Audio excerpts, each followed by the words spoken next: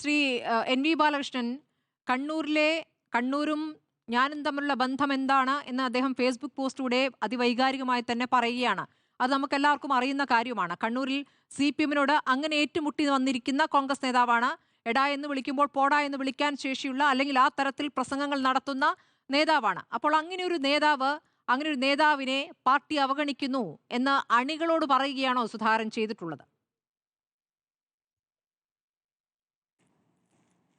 തീർച്ചയായും അതാണ് സുധാകരൻ ചെയ്തിട്ടുള്ളത്. അദ്ദേഹം ചെയ്തിട്ടുള്ള അദ്ദേഹത്തിൻ്റെ സേവനത്തെ ഒന്നും ഞാൻ കുറച്ച് കാണുന്നൊന്നുമില്ല. അദ്ദേഹത്തിൻ്റെ സേവനത്തെ അത് ഞാൻ കുറച്ച് കാണുന്നില്ല എന്ന് പറയുമ്പോൾ അതിന് കൂടെ കൂട്ടിച്ചേർത്തൊരു കാര്യം കൂടി പറയേണ്ടതുണ്ടെന്ന് എനിക്ക് തോന്നുന്നു. ഏതെങ്കിലും തരത്തിലുള്ള ഗുണ്ടാപ്രവ എടാ എന്ന് വിളിക്കുന്നവനോട് പോടാ എന്ന് പറയുന്നതാണ് രാഷ്ട്രീയ പ്രവർത്തനം എന്നൊരു ഗാന്ധിയനായ അദ്ദേഹത്തിന് എങ്ങനെയാണ് തോന്നുന്നതെന്ന് എനിക്ക് അറിഞ്ഞുകൂടാ. തീർച്ചയായും അങ്ങനെ കണ്ണൂരിൽ പിടിച്ചു നിൽക്കാൻ പറ്റൂ, അതാണ് സുധാകരൻ ചെയ്തതെന്ന് പറഞ്ഞാൽ ഓക്കെ, ശരിയാണ്, അതിലൊന്നും എനിക്ക് സംശയമില്ല. അതൊക്കെ അങ്ങനെ തന്നെ. പക്ഷെ നമ്മളിപ്പോൾ സുധാകരൻ പറഞ്ഞുകൊണ്ടിരിക്കുന്ന അദ്ദേഹത്തിൻ്റെ ഫേസ്ബുക്ക് പോസ്റ്റും വർത്തമാനവും ഒക്കെ എന്ന് പറഞ്ഞാൽ അതിനൊരൊറ്റ അർത്ഥമേ ഉള്ളൂ. എനിക്ക് കണ്ണൂരിൽ മത്സരിക്കാൻ സീറ്റ് കിട്ടണം, അങ്ങനെ സീറ്റ് കിട്ടി മത്സരിച്ചാൽ കേരളത്തിൽ UDF ജയിക്കാനുള്ള വലിയ സാധ്യതയുണ്ട്, അങ്ങനെയാകുമ്പോൾ എനിക്കൊരു മന്ത്രിസ്ഥാനം കിട്ടണം. ഇതാണ് ഈ പറയുന്നതിൻ്റെ ചുരുക്കം. അതിന് വേറെ വലിയ ഡെക്കറേഷൻ്റെയോ മറ്റു വലിയ വർത്തമാനത്തിൻ്റെയോ ഒന്നും പ്രസക്തി ഉണ്ടെന്ന് തോന്നുന്നില്ല. സുധാകരൻ്റെ കാര്യത്തിലാകുമ്പോൾ നമ്മൾ ആലോചിക്കേണ്ട ചില കാര്യങ്ങളുണ്ടെന്ന് എനിക്ക് തോന്നുന്നു.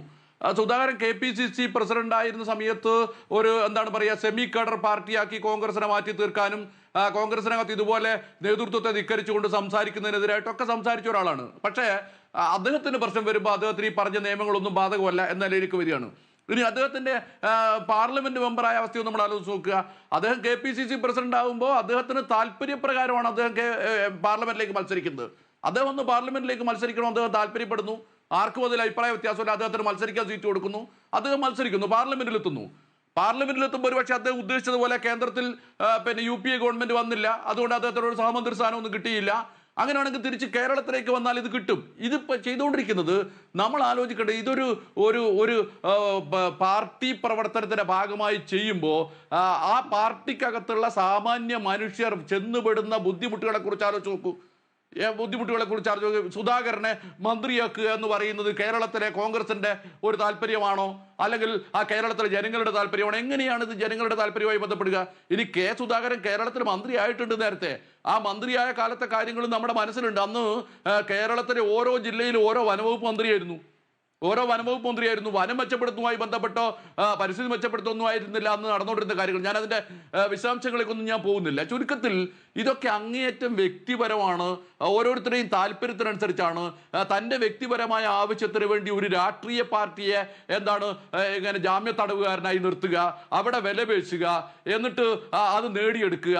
ഇതൊക്കെ എന്ന് പറഞ്ഞാൽ സത്യത്തിൽ വിലപേശുന്നതും ജാമ്യ തടവുകായി നിർത്തുന്നതൊന്നും ഏതെങ്കിലും ഒരു രാഷ്ട്രീയ പാർട്ടിയോ ഒന്നുമല്ല, ഈ കേരളത്തിലെ ജനതയെ ഒന്നാണ്. നമ്മുടെ രാഷ്ട്രീയം എന്ന് പറയുന്ന ഒന്നിനെ വിലകെടുത്തി കളയുന്ന, അതിന് നല്ല അംശങ്ങളെ മുഴുവൻ ചോർത്തിക്കളയുന്ന ഒരു പ്രവർത്തനമാണ് അവിടെ നടന്നുകൊണ്ടിരിക്കുന്നത് എന്നതാണ് പ്രശ്നം. ഇനിയിപ്പോൾ നിങ്ങൾ കണ്ണൂർ ജില്ലയിൽ നോക്കൂ. കണ്ണൂർ ജില്ലയിൽ എന്തോ മലമറച്ചു പോവും, സുധാകരനെ മന്ത്രിയാക്കി. ഇതൊക്കെ ചെറുത പറയുന്ന കാര്യങ്ങളാണ്. കുറച്ചു പേരെയൊക്കെ കൂടെ നിർത്തിയിട്ട് ഗോസ്റൊട്ടിക്കുക, അതുപോലെ ചില വർത്തമാനങ്ങളൊക്കെ പറയുക. റെജിൽ മാക്കുറ്റിയൊക്കെ ഇന്ന് സുധാകരൻ മന്ത്രിയാവണമെന്ന് പറഞ്ഞാവണം അദ്ദേഹം ഉദ്ദേശിക്കുന്നത്. എനിക്ക് മനസ്സിലാവുന്നില്ല അദ്ദേഹം എന്താ ഉദ്ദേശിക്കുന്നത്. പുതിയ കാലം, പുതിയ രാഷ്ട്രീയ സാഹചര്യങ്ങൾ, സുധാകരന്റെ പ്രായം, അങ്ങനെയൊക്കെ വരുമ്പോൾ ഒരു ചെറുപ്പക്കാരൻ അവിടുന്ന് വരുന്നതല്ലേ നല്ലത്. ഇനിയിപ്പോൾ അദ്ദേഹം പാർലമെന്റിൽ മത്സരിച്ച് എന്നിട്ട് എന്താ ഉണ്ടായത്? പാർലമെന്റിൽ അദ്ദേഹം എന്തെങ്കിലും വലിയ തോതിലുള്ള കാര്യങ്ങൾ അവതരിപ്പിക്കുകയോ ചർച്ച ചെയ്തു? അദ്ദേഹം അവിടെ പാർലമെന്റിനകത്ത് പോയിരിക്കുന്നു, തിരിച്ചു വരുന്നു എന്നുള്ളതിൽ കവിഞ്ഞ് സുധാകരൻ പാർലമെന്റിനകത്ത് എന്തെങ്കിലും വലിയ കാര്യങ്ങൾ ചെയ്തതായിട്ട് ഞാൻ കേട്ടിട്ടില്ല. ആ പറയുന്നതിന്റെ അർത്ഥം എന്താണ്? ഒരു കഴിവും പ്രാപ്തിയുമുള്ള ഈ കാര്യങ്ങളൊക്കെ പഠിച്ച് അവതരിപ്പിക്കാൻ പറ്റുന്ന യുവ നേതാക്കന്മാരോ, അല്ലെങ്കിൽ അതുപോലെ യുവ നേതാക്കന്മാർ എന്ന് പറഞ്ഞാൽ പ്രായമായവർ ഉപേക്ഷിക്കണം എന്നുള്ള അർത്ഥത്തിലല്ല, അതിനൊക്കെ ശേഷിയുള്ള ആളുകളെ കണ്ടെത്തി മത്സരിപ്പിക്കുക എന്ന് പറയുന്നതാണ് തൻ്റെ പാർട്ടിക്ക് താല്പര്യം. അതുമാത്രമല്ല, ഈ പാർട്ടിയുടെ നേതാവ് എന്ന നിലയിൽ കിട്ടാവുന്ന അത്രയും വലിയ ഔന്നത്യവും അതിന്റെ ഭാഗമായിട്ടുള്ള ജനങ്ങളുടെ ഇടയിലുള്ള അംഗീകാരമൊക്കെ ഉണ്ടാക്കിയിട്ടുണ്ട്. അവസാന കാലത്ത് അത് കൊണ്ട് കളഞ്ഞു കുളിക്കണം എന്ന് തോന്നുന്ന ഒരു അവസ്ഥയിലേക്ക് ഞാൻ പോകാൻ പാടില്ല എന്തുകൊണ്ടോ നമ്മുടെ ഇതുപോലെ നേരത്തെ കാരശ്ശേരി മാഷി ചൂണ്ടിക്കാണിച്ച വൃദ്ധ നേതാക്കളിൽ പലർക്കും തോന്നുന്നില്ല എന്നതൊരു വസ്തുത തന്നെയാണ്. നമ്മളത് കാണാതിരുന്നുകൂടാ. ഇനി ഈ പ്രശ്നത്തെയും സുധാകരനെയും താരതമ്യപ്പെടുത്തിക്കൊണ്ട് അഡ്വക്കേറ്റ് ലാൽകുമാർ സംസാരിച്ച ചില കാര്യങ്ങളുണ്ട്. അദ്ദേഹം കാര്യങ്ങളെ തീർച്ചയായും ഞാൻ സുധാകരനെയും കാണുന്നത് ഏറെക്കുറെ ഇങ്ങനെയൊക്കെ തന്നെയാണ്. പാർലമെന്ററി പ്രശ്നങ്ങളൊക്കെ അദ്ദേഹത്തിനുണ്ട്. തെരഞ്ഞെടുപ്പിലേക്ക് മത്സരിക്കാൻ കഴിയാതെ വന്നപ്പോൾ അദ്ദേഹത്തിന് ഉണ്ടായിട്ടുള്ള വിമിഷ്ടങ്ങളുണ്ട്. അതൊക്കെ ശരിയാണ്. അതൊന്നും ശരിയല്ല എന്ന് പറയുന്നില്ല. പക്ഷേ അതും കെ സുധാകരനുമായി സമീകരിക്കാൻ പറ്റുന്ന ഒരു കാര്യമാണെന്ന് ഞാൻ കരുതുന്നില്ല. കാര്യങ്ങളെ അദ്ദേഹം മനസ്സിലാക്കുന്നതിലുള്ള പോരായ്മകളുണ്ട്. ഒരു പാർട്ടി അംഗം പോലും അല്ലാത്ത എനിക്ക് ജനങ്ങൾ നൽകുന്ന വില പോലും ഇനി ജി സുധാകരന് നൽകില്ല എന്ന് പറഞ്ഞാൽ കാര്യങ്ങളെ മനസ്സിലാക്കുന്നതിൽ ലാൽകുമാറിനുള്ള ചില പരിമിതികളെയാണ് നമ്മൾ മനസ്സിലാക്കേണ്ടതെന്നാണ് എനിക്ക് തോന്നുന്നത്. കാര്യം എന്താണെന്ന് ചോദിച്ചാൽ അദ്ദേഹത്തിന്റെ ജനസ്വാധീനം എന്ത് എന്നൊക്കെ ഉള്ളത് നമ്മൾ ഒരുപക്ഷെ തെരഞ്ഞെടുപ്പിന്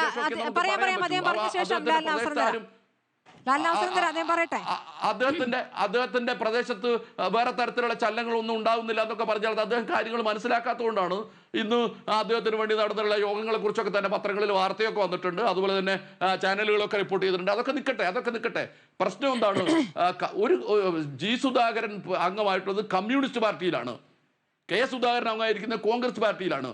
ഈ രണ്ട് പാർട്ടികളും തമ്മിലുള്ള അടിസ്ഥാനപരമായ ഒരു വ്യത്യാസത്തെ, ഇവർ പ്രതികരിക്കുന്ന ഒരു രാഷ്ട്രീയത്തെ ലാൽകുമാറിന് എങ്ങനെയൊക്കെയോ കാണാൻ പറ്റാതെ പോകുന്നു എന്നുള്ളതാണ് പ്രശ്നം.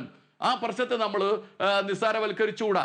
ഇപ്പോൾ ഉദാഹരണത്തിന് ജി സുധാകരന്റെ പാരമ്പര്യം, രക്തസാക്ഷികളെ കുറിച്ച് പറഞ്ഞു, ഭുവനേശ്വറിന്റെ രക്തസാക്ഷിയെ കുറിച്ച്. ഞാനൊക്കെ SFIക്കാരനായിരുന്ന സമയത്ത് SFIയുടെ എല്ലാ സമ്മേളനങ്ങളും ഭുവനേശ്വറിനെ കുറിച്ചുള്ള കവിത ചൊല്ലിക്കൊണ്ടാണ് ഞങ്ങൾ സമ്മേളനങ്ങൾ ആരംഭിക്കുക. ഞാൻ SFIയുടെ നിരവധി അഖിലേന്ത്യാ സമ്മേളനങ്ങൾ ഉൾപ്പെടെ സംസ്ഥാന സമ്മേളനങ്ങൾ ഉൾപ്പെടെ പങ്കെടുത്തിട്ടുണ്ട്. അക്കാലത്തൊക്കെ ജി സുധാകരനെയും കാണുന്നുണ്ട്. ഇതൊക്കെ ശരിയാണ്. പക്ഷെ ഭുവനേശ്വരനുമായിട്ട് ബന്ധപ്പെട്ട് ഇപ്പോൾ പുറത്തു വരുന്ന വാർത്തകൾ നമ്മൾ കമ്മ്യൂണിസ്റ്റുകാർ തന്നെ ഈ രക്തസാക്ഷി കമ്മ്യൂണിസ്റ്റ് പാർട്ടികൾക്ക് ഉൾപ്പെടെ എന്താണ് എന്ന രൂപത്തിൽ ചർച്ച ചെയ്യേണ്ട പ്രശ്നങ്ങൾ അതിനകത്ത് നിൽക്കുകയാണ്. ജി സുധാകരൻ ചൂണ്ടിക്കാണിച്ചതിന് ആരും മറുപടി പറഞ്ഞില്ല. അദ്ദേഹം പറഞ്ഞത് കോൺഗ്രസ്സുകാരൊന്നും അല്ല എൻ്റെ അനിയനെ കൊന്നത്, അന്നത്തെ NSSന്റെ ഒരു രാഷ്ട്രീയ പാർട്ടി ഉണ്ടായിരുന്നു NDP. ആ NDPയുടെ വിദ്യാർത്ഥി സംഘടനയാണ് DSUവിന്റെ ആളുകളാണ്, അന്ന് അവിടുത്തെ ചില പ്രമാണിമാരായിട്ടുള്ള ആളുകളാണ് എൻ്റെ അനിയനെ കൊന്നത് എന്ന് ജി സുധാകരൻ ഇപ്പൊ പറയാണ്. അദ്ദേഹം എന്തുകൊണ്ട് നേരത്തെ പറഞ്ഞില്ല എന്നുള്ള ചോദ്യമൊക്കെ ഉണ്ട്. ഞാനത് നിസ്സാരമായിട്ട് എടുക്കുമല്ലോ, അതുണ്ട്. പക്ഷേ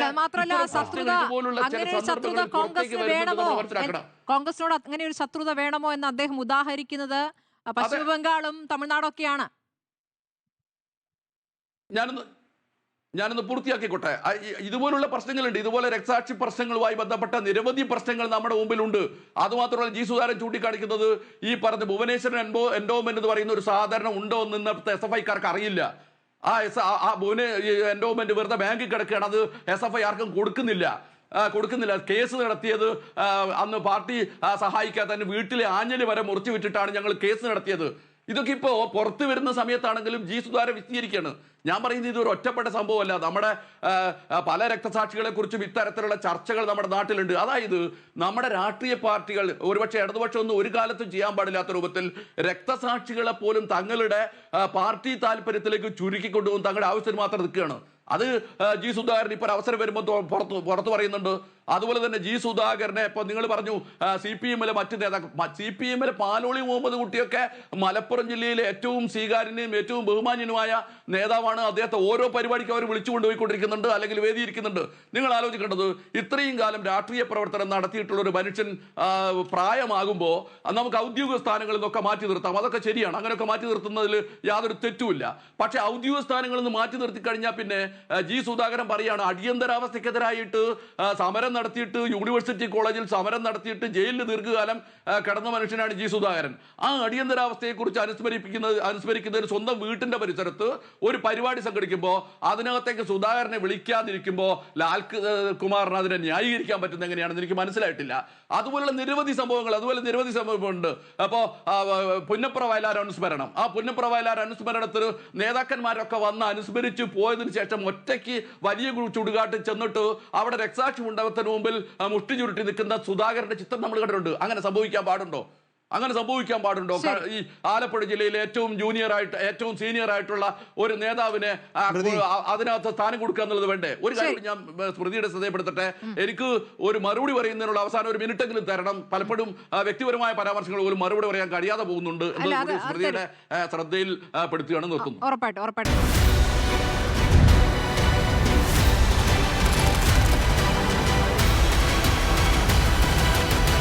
Debate with Smriti Parathikkad.